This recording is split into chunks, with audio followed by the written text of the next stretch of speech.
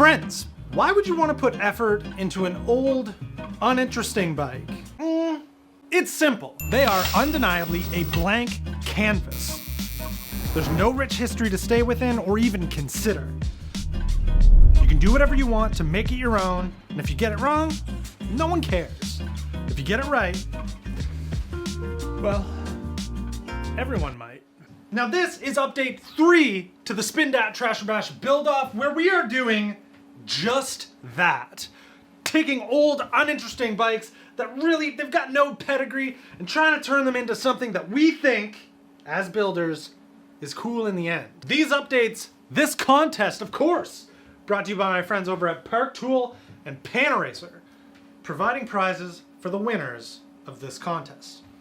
As is tradition with all Trasher Bash updates, we've got to do a little rundown on my submission that doesn't count, that's built in conjunction with the Trasher Bash contestants, the Motivator. The Motivator is basically completely assembled, save for the drivetrain, because, well, that campy free hub body doesn't work with the Shimano cassette that I have, of course, and that hub broke, so I've got a Shimano Dior proper 135mm spacing 36-hole hub on the way, so I get to build that in whenever it shows up, along with the saddle. This, you can just ignore this. I just wanted to sit on it. Ignore this. I just wanted to sit on it. Sit on it. Well, geez, you know.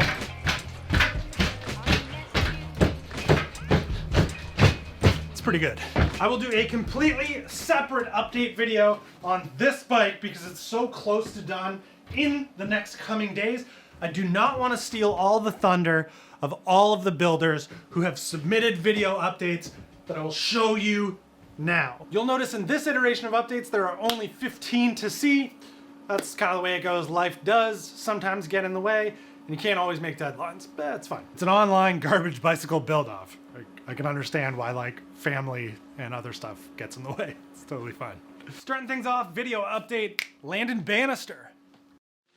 Did you ever notice how in the Bible, whenever God needed to punish someone or make an example, or whenever God needed a killing, he sent a bike project?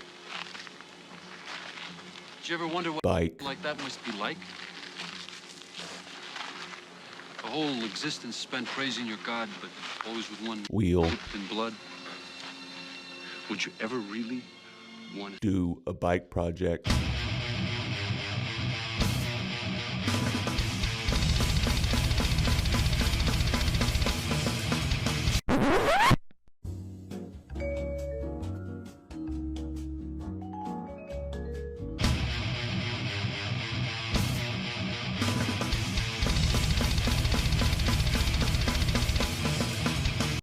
Jumping into Dave McGowan. Trying to run 3-phase into this, the only way I could think I might be able to do it using this controller would be to... That seems ridiculous. So this is useless. These brake levers with the switches in them to disable the motor are useless. That's useless. What I've got to do is I've got to get a whole new controller. The battery's good. I can use the battery. But I got to tear all this out and put a new controller in, which is not going to happen this weekend. I just wanted to prove its rideability at this point. So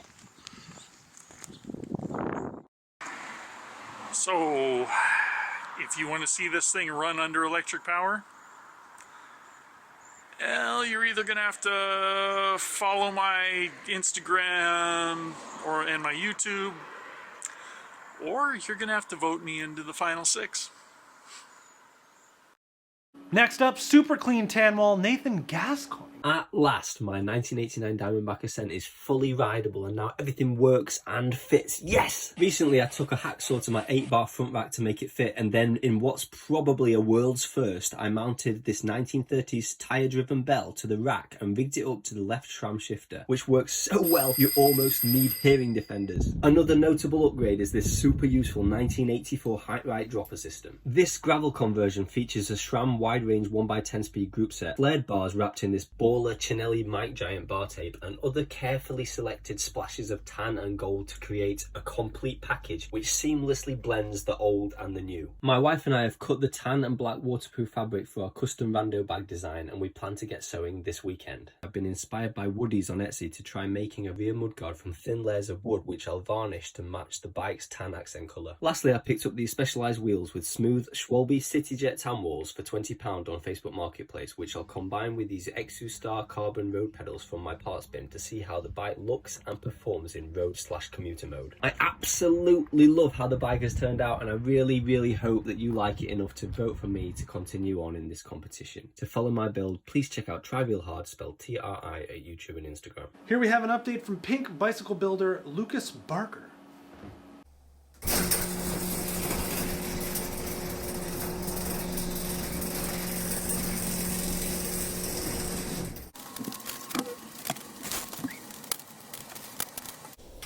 Hey, this is Lucas Barker doing my January 16th Trasher Bash check-in. Got my pink bike, not the pink bike, but a pink bike. Surly corner bars, you've seen those. Nothing else has really changed. My back brake decided it didn't want to really work yesterday, so gotta tweak that. I do want to switch out the cranks to these ones, because these came off my fiance's bike, and they just sit a little too far inboard. So I'd like to use these because they sit further out, but then I need a narrow wide chainring with more inward offset so that my chain doesn't fall off. Other than that, I still want to upgrade the drivetrain. Mostly just I need a bigger cassette and then a derailleur that'll actually accommodate that bigger cassette. But other than that, it's kind of nearing its final form, and I'm really pleased with it. So, thanks for tuning in. Harbor Freight MIG welder Brody Cox.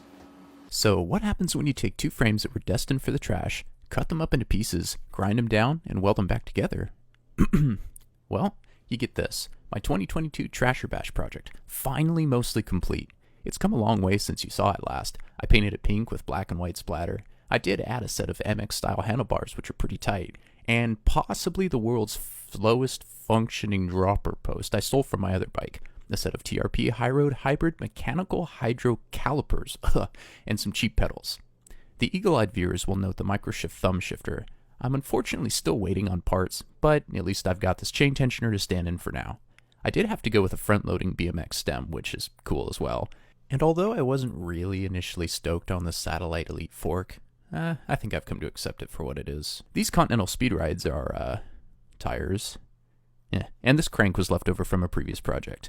I'm stoked with how the project turned out so far, but if you're like me and you want to see the geared version tackling some trails, feel free to vote the project into the top 5. Or don't. I mean, you don't have to do what I say. I don't run your life. The pizza delivery mixtie of Bruce Chastain.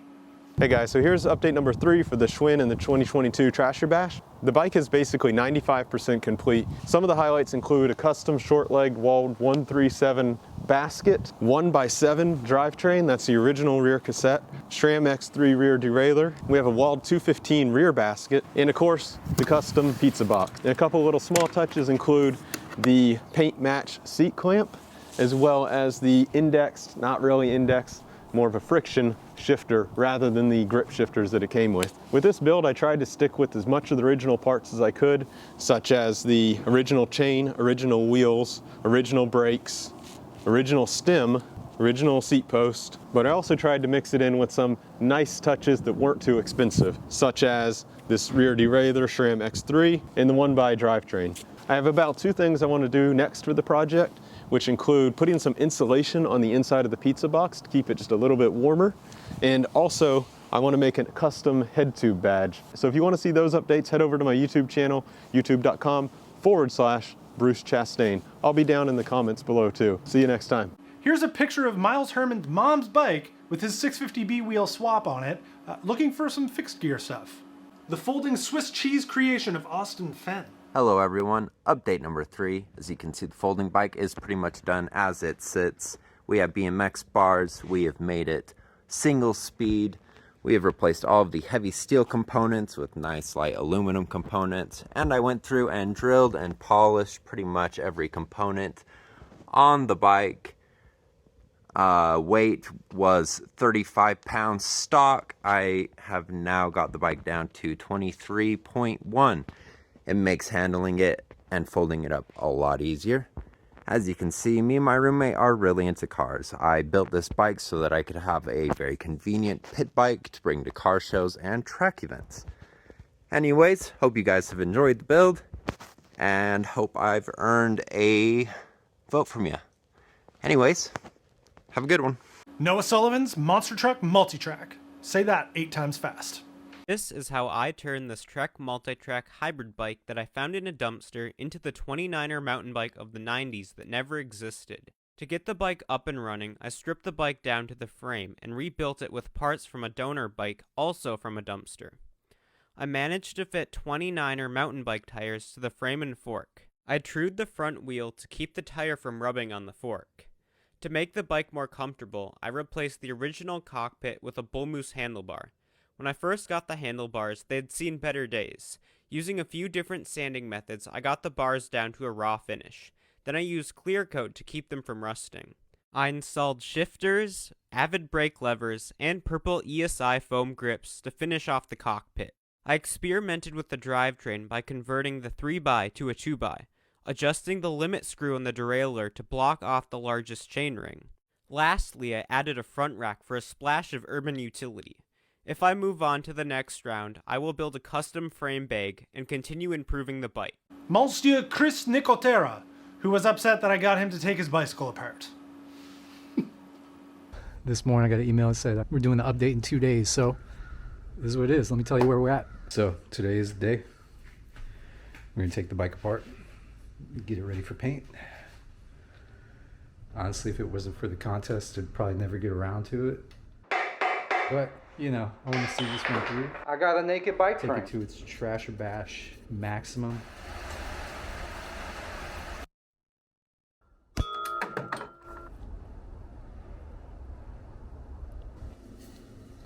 So it's February 8th. Got the frame cleaned up, sanded, pretty much ready for primer. Okay, time for the blue coat. Number 1. This is so magical. I just see glitter. So for being hardware store paint, this actually turned out really good. It kind of changes colors depending on which way you're looking at it, and like I'm completely impressed by it. All right, Sunday, Super Bowl Sunday. So what we're gonna do is take the grinder and make square things round. It's a start. So there's a saying, measure twice, cut once. I measured 0 times, and now I'm gonna cut twice.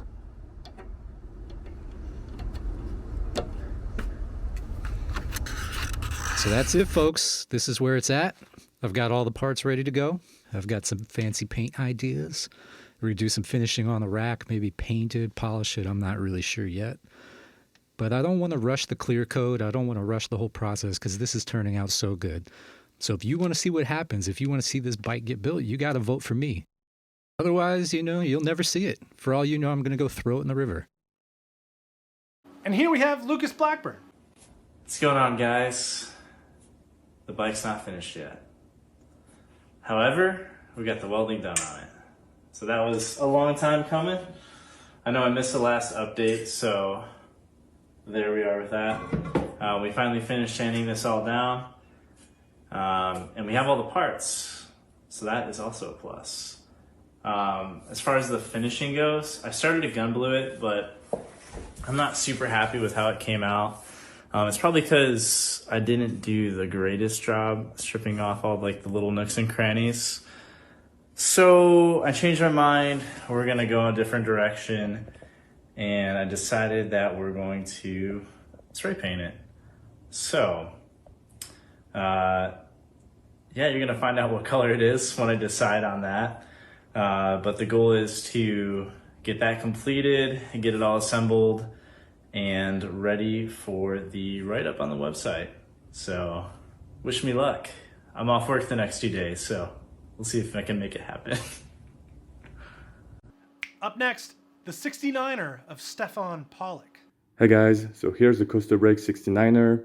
Not in its full glory just yet, I still need to work on some details, but I really like the way it turned out so far, and I think it's a pretty unique bike, which I love, but most importantly, I'm so glad I'm finally giving a second life to this old supermarket bike of mine that's been sitting hopeless for about 10 years. I still need to put on a front disc brake here. I drilled a hole in the stem cap and grinded the star nut so I'll be able to route the cable through the fork, which will allow me to do bar spins. And in the rear, I cut off the vertical dropouts in order to put some horizontal dropout inserts that I cut from stainless steel plates. It looks very crude for now, but don't worry, I'm gonna be making it looking way better and smoother and also securely attached. I don't know how to weld though, so it's gonna be a bolt-on system, kind of like on some derailleur hangers.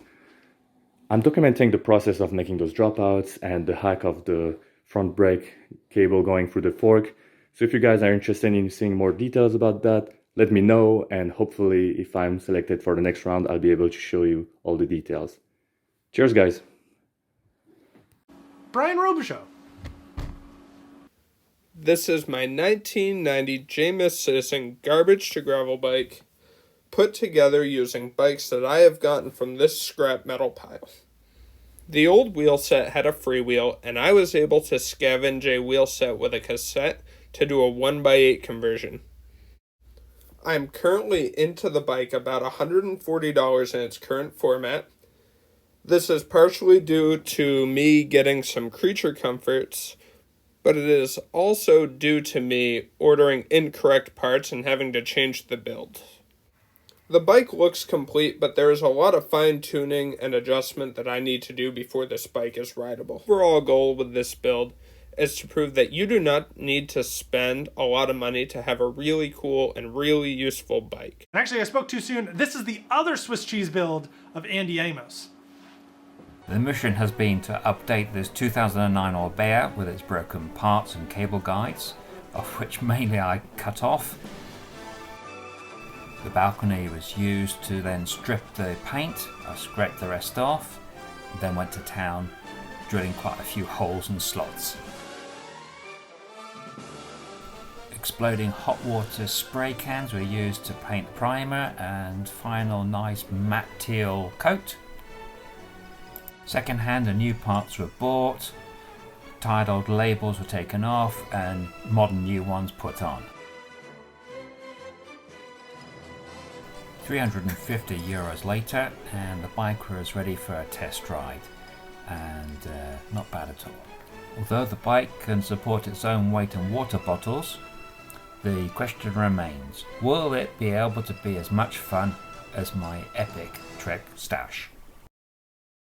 Now, finally, here's a photo and written update from Florian Pothoff, who was a little bit too busy with school to get a video out, but because of the parts shortages, I only received the parts for my disc brake conversion yesterday. I've already test fitted the disc brake rotor to the bike and it barely cleared. Tomorrow I'm gonna build an adapter to make my disc brake adapter fit the frame out of 3mm aluminum sheet because the dropouts are too thin to make the adapter work.